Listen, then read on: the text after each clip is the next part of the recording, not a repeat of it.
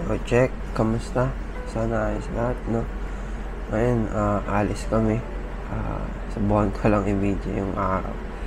Kasi medyo importante itong araw natin. Tsaka, magkasama kami mamaya nila. Alas kami ng dalawa din. So, subukan kong i-video yung paglalakad namin.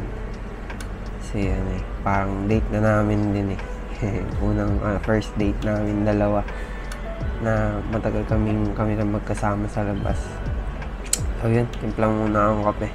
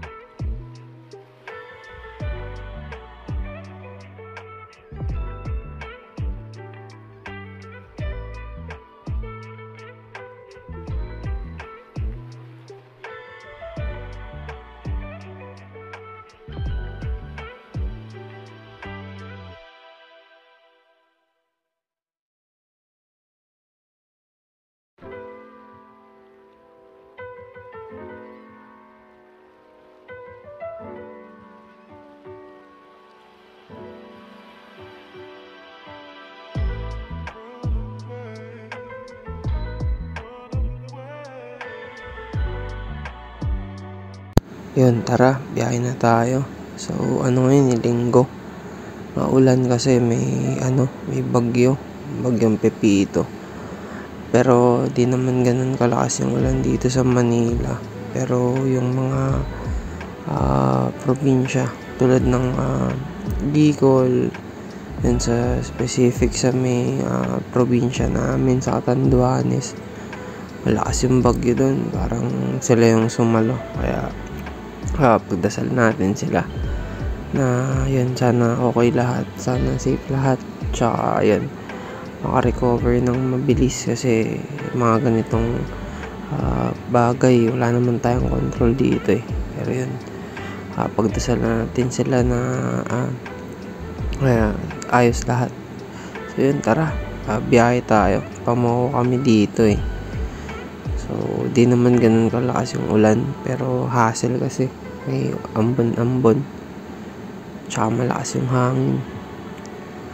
Steady lang kayo dyan saglit, mabilis lang naman yung biyahe.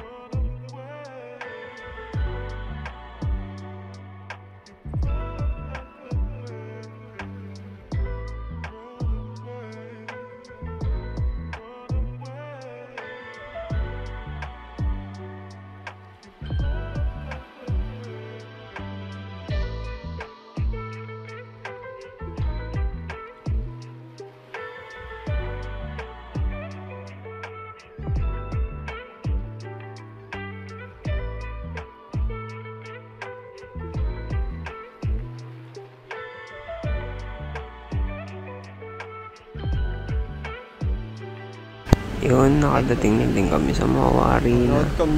Ito lang din yung dalawang videos na nakuhanan ko. Akala ko madami akong makuha ng video sa may MOA, pero fortunately ito lang yung nakuha ng kong videos. Kasi after nito, nung nasa may ticketing na kami, yun na, doon na nag-start yung mission namin para makasecure ng ticket para sa bayaw ko. Cute nila yun, no? Ganyan lang hilig niyan pag naglalakad kami. Nagmamasid-masid. Gusto niya ng mga puno tsaka mga halaman. Hi! Lakad-lakad kami. Dami ba na yung bit-bit? Saan kayo makapag-video ng maayos? Hi! Say hi to them! Yun, dito naman nakapunta na kami sa condo na pag-i-stayan namin. Tapos nakaalis na rin sila papunta ng concert. Kami na lang naiiwan. Napagod siya kasi nung bago kami makadating dyan, sobrang haba ng nilakad namin. Tapos ilang oras kami nag-ikot-ikot. Siguro mga halos 2 oras din yun. Kaya napagod siya. Kita sa mukha no? Patulugin ko lang siya saglit para makabawi naman ang lakas. Ako naman manonood ako ng mga vlogs ulit ni Kuya Jeloy. Yun, after 2 hours nagising na siya. Pinanood ko siya ng Bluey. Actually hindi ito nag-i-screen time pero dahil wala naman kayo masyadong gagawin dyan, pinanood ko na siya. Tuwang-tuwa din siya makikita niyo naman enjoy. Pero after ng ilang minuto na bored din siya. So nag-worship na lang kami. Tignan niyo to. Galing kumanta no? Ay pataas-taas pa yan ng kamay. Nakakatawa lang kasi pakiramdam ko talaga nag-worship siya dyan Kasi kumakanta siya tapos tumataas pa ng kamay. Tontuwa talaga ako sa kanya dyan.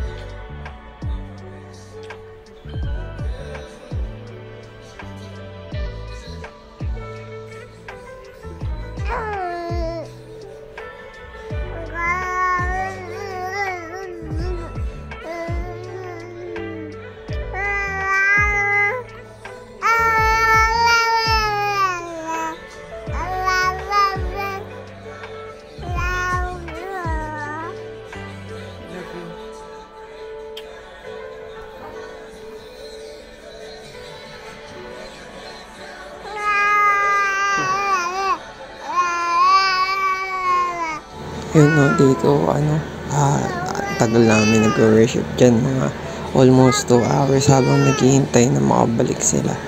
Parang ang sarap lang sa akin bilang isang tatay na natuturuan ko siyang mag-worship, nakakapag-worship kami pareho kasi isa sa mga mission ko yun sa buhay na magkaroon siya ng personal connection kay Lord, na matuto siya magdasal tsaka mag-worship. Nakakatuwa lang kasi ang liit pa niya pero maalam na. Yun, dito na kami sa pinag-stayan namin. Sama ko sana kayo sa mga videos sa nilakad namin kanina, kaso medyo madami nangyari kaya hindi na kami nakapag-video. Kaya kwento ko na lang. May mga nakuha akong video na konti lang, mga ilan-ilan. Pero bukod dun, wala na. Tsaka baka di na din kami makalabas nila. Kasi hindi ganun kaganda yung panahon, maulan, tsaka pag maglalakad kami hassle pa. So dito na lang kami sa pinag-stayan namin. Ayun, so ano ba nangyari kanina? So yun pala, kaya importante din itong araw na to para sa akin kasi manonood ng 21 concert yung asawa ko. Tapos yun, naisipan ko na regaluhan siya ng ticket para dito sa concert na to kasi isa to sa mga hinahangaan talaga niya na groups. Kaya nung nalaman niya na magkakaroon ng concert dito, grabe yung masaya niya. Pero unfortunately, hindi kami nakasecure ng ticket ng day 1 tsaka ng day 2. Kahit nag-online kami, tsaka nagpila kami, Tapos may mga tumulong din sa amin ng mga kaibigan. Pero yun nga, di kami pinalad na makasecure ng ticket. Pero neto lang, sabi ko, wala akong magtatry ako mag-post or maghanap ng ticket. Kasi nga, yun, gusto ko din talaga makapanood siya kasi gusto niya talaga makapanood. Isa to sa mga parang small dreams niya na makapanood ng concert ng 21. Basta kung alam niyo yung mga fandom na ganyan, mag-gets niya siya. So yun, nag-try ako mag-post, tapos may nakausap kami.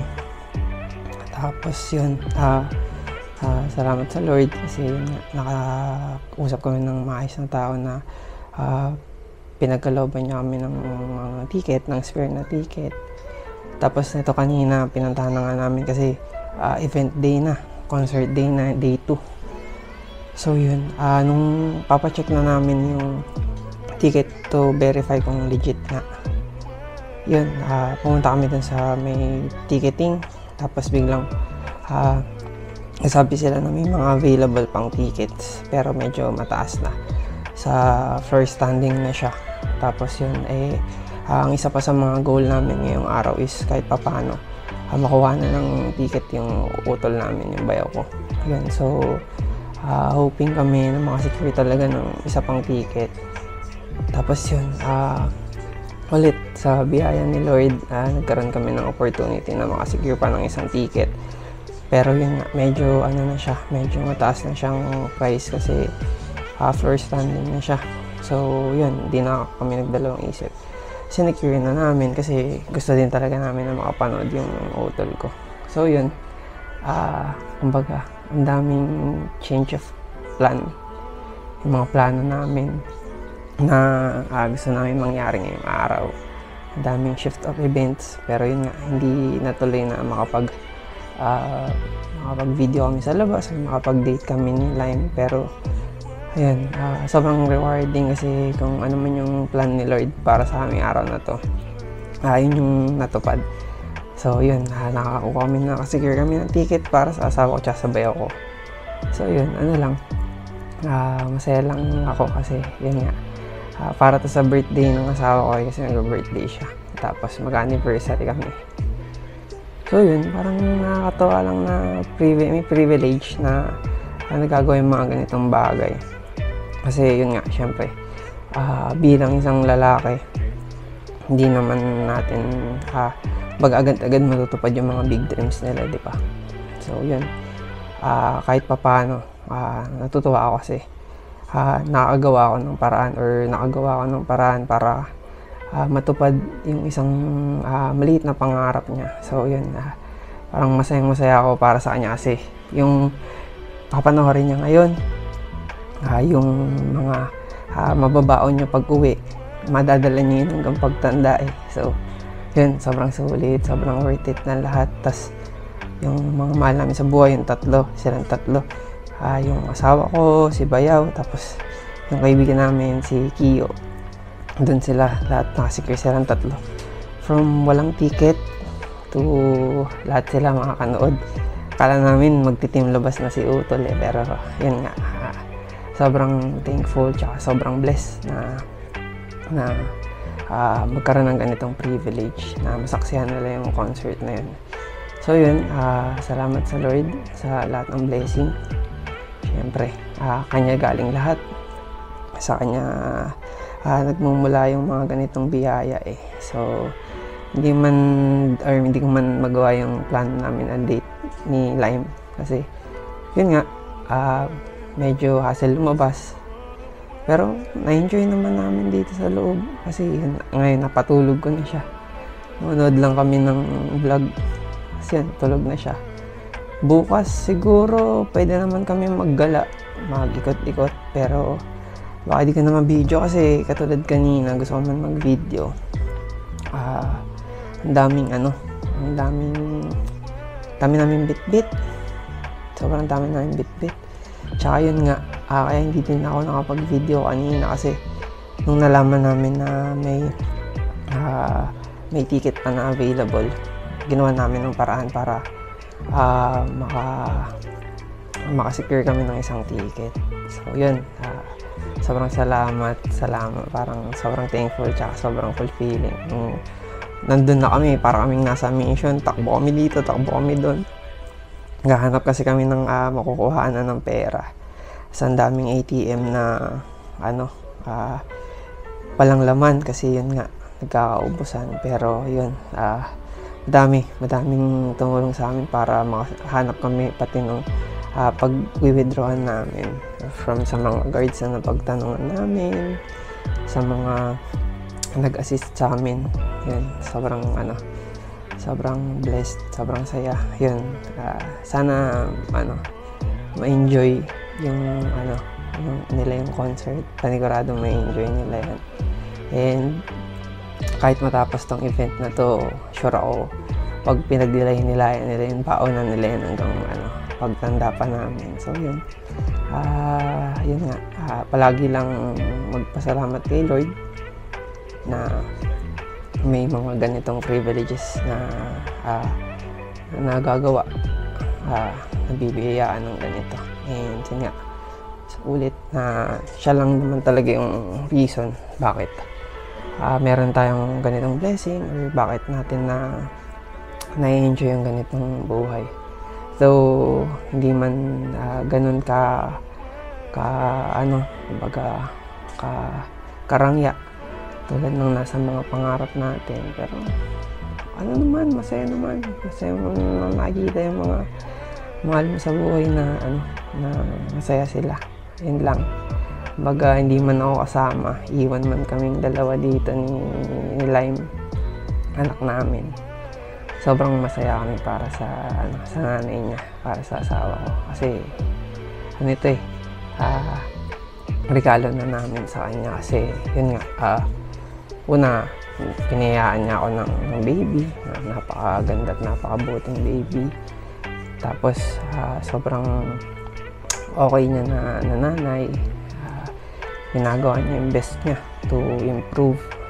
Madami siyang sacrifices na hindi sinasabi.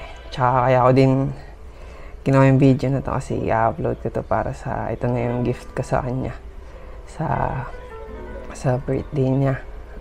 Yun, para pwede namin balikan, pwede namin ipanood sa anak namin pag lumaki na siya. Tsaka syempre, para sa amin din to.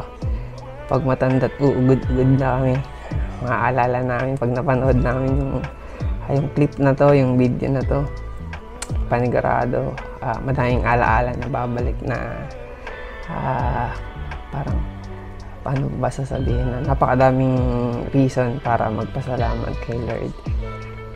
So, yun lang, para siguro sa akin magandang realization na sa ngayon hindi ko pa man mabigay yung buhay na gusto ko para sa kanila, or yung mga big dreams nila hindi ko pa mabigay sa ngayon. Pero pagkakayang gawan ng paraan yung mga small dreams nila, kung kaya tatrabahuin, susubukan, gagawa ng paraan, kumbaga hanggat kaya, hanggat maaari. Yun lang naman, kung kakayaan naman at kung ay pagkakaloob ni Lord. Kasi ma-align lang talaga yan lahat kung si Lord, kung align yan sa plano ni Lord. So yun lang, siguro baka makapag-video ako, or kung makapag-video ako bukas, sama ko na lang din dito, edit ko na lang. Pero yun, sobrang saya ko lang, basta ang hirap i-explain. Kumbaga, hindi man ako yung nandun, hindi man ako yung kasama na nanonood, wala man ako dun as of the moment. Pero masaya talaga, masaya ako. Yun, ulit, thank you Lord sa lahat ng blessing, sa gift of life, sa gift of family, and upload ko to sa birthday ng asawa ko. Yun, I love you, Rain. The best talaga. Isa na to na nakatanim sa puso ko na memory, na alaala. Pakasarap, sarap mabuhay. Yan, salamat Lord. Ingat kayo dyan palagi.